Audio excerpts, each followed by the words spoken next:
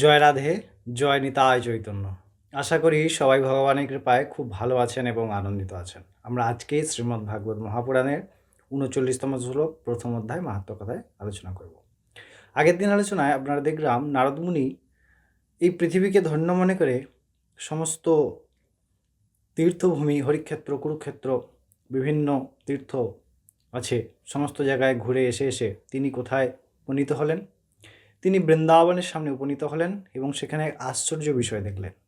আজকে আমরা এর পরবর্তী অংশ অর্থাৎ ৩৯তম শ্লোকে দেখব যে কি আশ্চর্য হলেন এবং কেনই বা আশ্চর্য হলেন এই রকম ঘটনা দেখে। আমরা এই সম্পর্কে আলোচনা করব।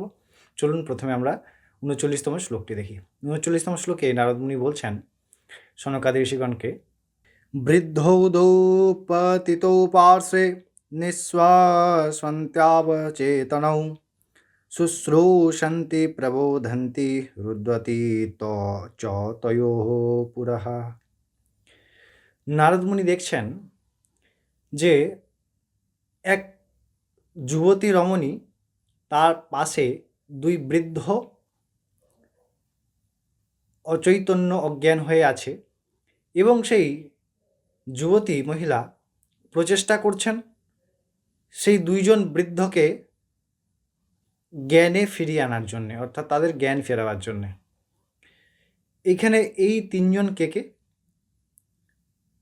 এই যে মহিলা, যিনি যুবতী, তিনি হচ্ছেন ভক্তি মহারানী এবং এই যে দুই বৃদ্ধ যারা শুয়ে আছেন এই যুবতীর কোলে, তারা হলো তাহার দুই পুত্র জ্ঞান এবং বৈরাগ্য। ইহাদের বিস্তারিত পরিচয় আমরা আর কয়েকটি শ্লোক পরে জানব।